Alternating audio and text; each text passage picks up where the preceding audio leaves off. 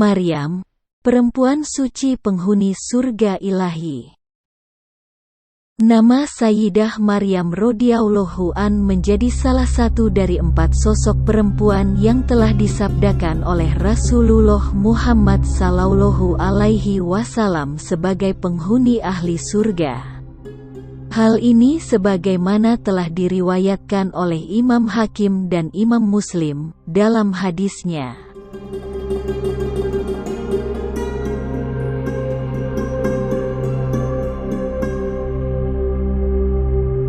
Sejak kecil, Sayyidah Maryam radhiyallahu an adalah sosok yang selalu taat dan rajin beribadah.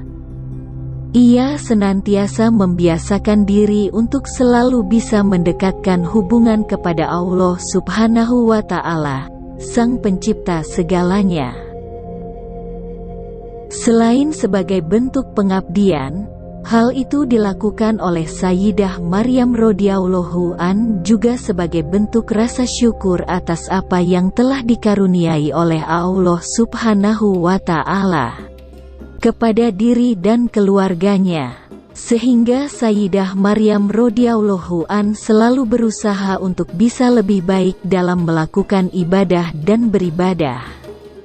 Atas ketaatan dan ketakwaan itulah Allah Subhanahu wa Ta'ala memberikan karunia lebih terhadap Sayyidah Maryam radhiyallahu an dengan mengabadikan kisahnya ke dalam salah satu surat di Al-Quran, di mana seperti yang kita tahu, bahwa Al-Quran adalah salah satu mukjizat yang diberikan oleh Allah Subhanahu wa Ta'ala kepada Rasul Muhammad sallallahu alaihi wasallam, Nabi akhir zaman.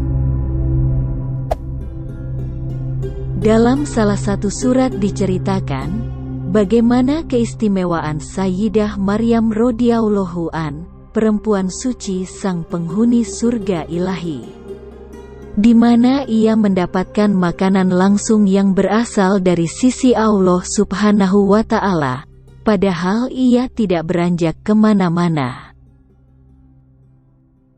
فتقبلها ربها بقبول حسن وأنبتها نباتا حسنا وكفلها زكريا كلما دخل عليها زكريا المحراب وجد عندها رزقا قال يا مريم أنى لك هذا قالت هو من عند الله إن الله يرزق من يشاء بغير حساب.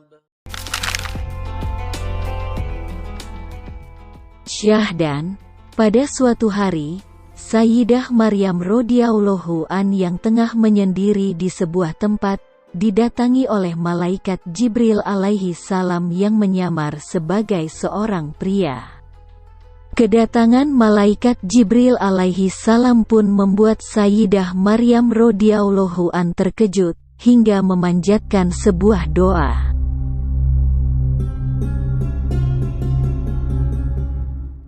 Kemudian, malaikat Jibril alaihi salam pun berusaha untuk menenangkan Sayyidah Maryam radhiyallahu an, seraya berkata,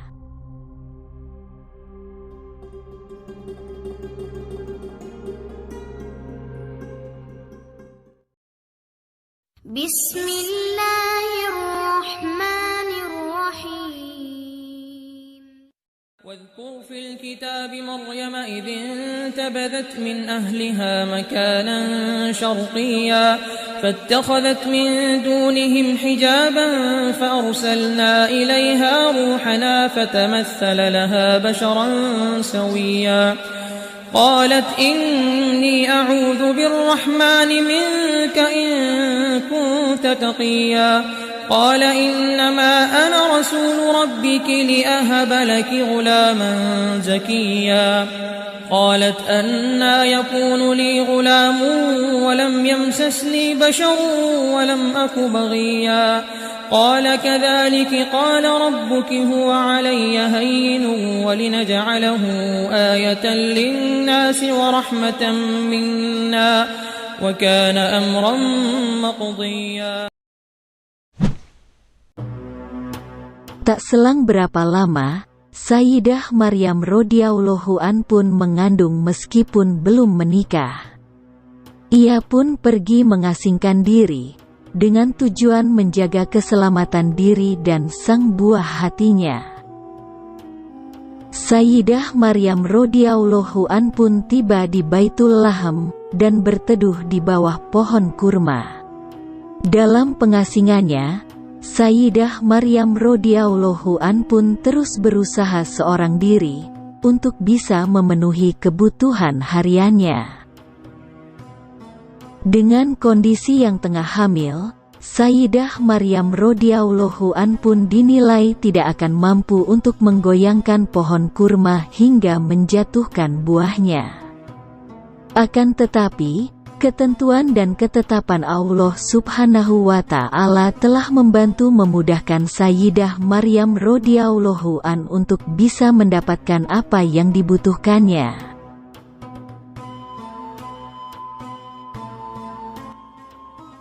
Hingga pada akhirnya, lahirlah seorang manusia pilihan dari rahim Sayyidah Maryam radhiyallahu an, yang kelak akan menjadi seorang utusan.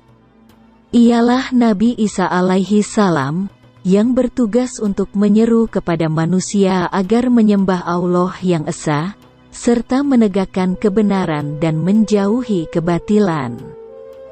Pasca melahirkan, Sayyidah Maryam radhiyallahu an pun memutuskan untuk kembali ke tempat asalnya.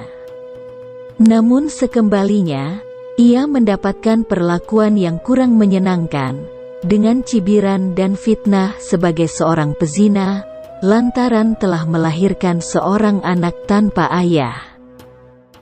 Di saat yang bersamaan, Allah Subhanahu wa Ta'ala pun lantas menurunkan mukjizatnya pada Nabi Isa alaihi salam. Nabi Isa alaihi salam yang masih kecil dan dalam gendongan itu pun lantas menjawab semua kekeliruan yang disematkan pada Sayyidah Maryam radhiyallahu an, ibunda tercinta.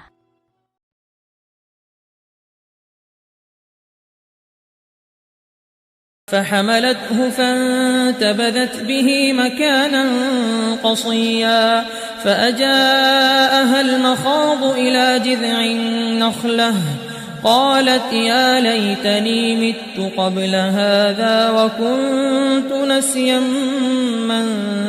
منسيا فناداها من تحتها ألا تحزني قد جعل ربك تحتك سريا وهزي إليك بجذع النخلة تساقط عليك رطبا جنيا فكلي واشربي وقري عينا فإما ترين من البشر أحدا فقولي إني نذرت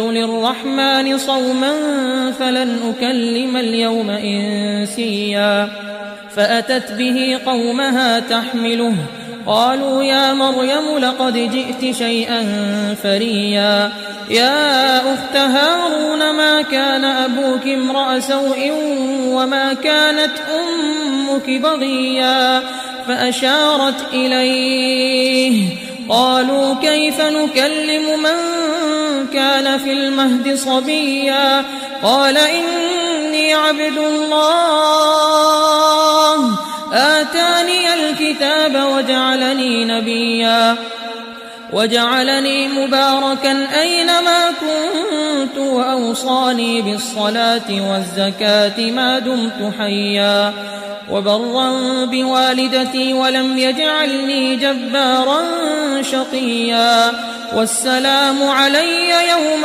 ولدت ويوم أموت ويوم أبعث حيا